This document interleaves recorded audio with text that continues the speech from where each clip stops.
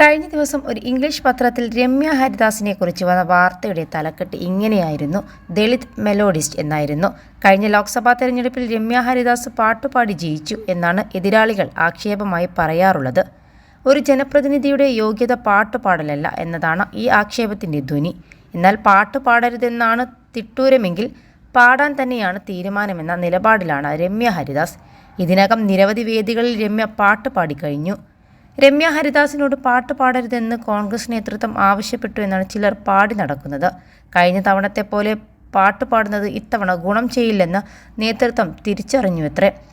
K രാധാകൃഷ്ണനെ പോലെ സീനിയറായ ഒരു സ്ഥാനാർത്ഥിക്കെതിരെ പാട്ടൊന്നും വില പോകില്ലെന്നും നേതൃത്വം രമ്യ ഹരിദാസിനെ ഉപദേശിച്ചെന്നും കരക്കമ്പികളുടെ അടിസ്ഥാനത്തിൽ റിപ്പോർട്ടുകൾ വന്നു. എന്നാൽ ആദ്യ ദിവസം പാട്ട് പാടിയില്ലെങ്കിലും തൊട്ടടുത്ത ദിവസം മുതൽക്ക് രമ്യ പാട്ടുമായി സജീവമായി.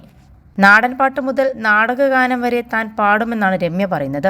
പാട്ട് പാടുന്നില്ലെന്ന ട്രോളുകൾ വന്നു തുടങ്ങിയതിന് തൊട്ടു പിന്നാലെ രമ്യ ഹരിദാസ് പ്രചരണ പരിപാടികളിൽ പാടാൻ തുടങ്ങി. കഴിഞ്ഞ ദിവസം രാജ്ഘട്ടിൽ ബാപ്പുജി എന്ന് തുടങ്ങുന്ന ഗാനം രമ്യ പാടി. എങ്കിലും പാട്ടിൻ്റെ എണ്ണം പരിശോധിച്ചാൽ കഴിഞ്ഞ തവണത്തെ അത്ര സജീവമില്ലെന്ന് വേണം പറയാൻ.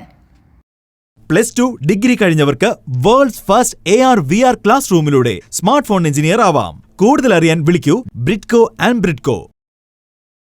കോൺഗ്രസ് നേതൃത്വത്തിനെതിരെ ക്ഷമ രംഗത്തെത്തിയത് പാർട്ടിയെ ആകെ ഞെട്ടിച്ചിരുന്നു. രാഹുൽ ഗാന്ധി എപ്പോഴും സംസാരിക്കുന്നത് സ്ത്രീകൾക്ക് വേണ്ടിയാണ്. എന്നാൽ കോൺഗ്രസ് സ്ഥാനാർത്ഥി പട്ടികയിൽ സ്ത്രീകളെ അവഗണിച്ചു. സംവരണ സീറ്റ് ഇല്ലായിരുന്നെങ്കിൽ രമ്യ ഹരിദാസിനെയും താഴ്ന്നേനെ. പാർട്ടി പരിപാടികളിൽ സ്റ്റേജിൽ പോലും സ്ത്രീകളെ ഇരുത്തുന്നില്ല. തോൽക്കുന്ന സീറ്റാണ് എപ്പോഴും സ്ത്രീകൾക്ക് നൽകുന്നത്. വടകരയിൽ എന്നെ പരിഗണിക്കാമായിരുന്നു. മലബാറിലും ന്യൂനപക്ഷ വിഭാഗത്തിലുള്ളവർ ഉണ്ടായിരുന്നു. വടകരയിൽ ഷാഫിയെ കൊണ്ടുവന്നാൽ പാലക്കാട് പരിക്ക് പറ്റും. ഇതായിരുന്നു ക്ഷമയുടെ വാക്കുകൾ. CPM ഇത്തവണ ഉറച്ച ജയപ്രതീക്ഷ പുലർത്തുന്ന മണ്ഡലമാണ് ആലത്തൂർ. UDF തരംഗത്തിലെ പരാജയം ഇത്തവണ ആവർത്തിക്കില്ലെന്നും രാധാകൃഷ്ണനിലൂടെ മണ്ഡലം തിരിച്ചുപിടിക്കാമെന്നും പാർട്ടി നേതൃത്വം കണക്കുകൂട്ടുന്നു. രാധാകൃഷ്ണൻ സ്ഥാനാർത്ഥിയായതോടെ രമ്യ ഹരിദാസിന്റെ ജയസാധ്യതക്കും മങ്ങലേറ്റിട്ടുണ്ട്. എതിരാളി കരുത്തനായതോടെ പാട്ടുപാടി ജയിക്കാൻ ഇക്കുറി കഴിയില്ലെന്ന് കോൺഗ്രസ് നേതൃത്വം വിലയിരുത്തി.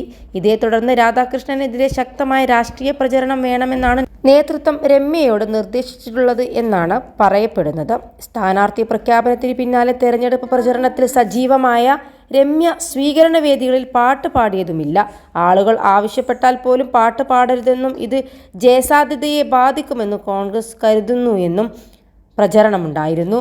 21 ലക്ഷത്തോളം സന്തുഷ്ടരായ ഉപഭോക്താക്കളും 2 ലക്ഷത്തോളം തിമിര ശസ്ത്രക്രിയകളും പൂർത്തിയാക്കിയ മലബാറിലെ ഏക കണ്ണാശുപത്രി അൽ സലാമ ഹൈ ഹോസ്പിറ്റൽ റോഡ് പെരിന്തൽമണ്ണ.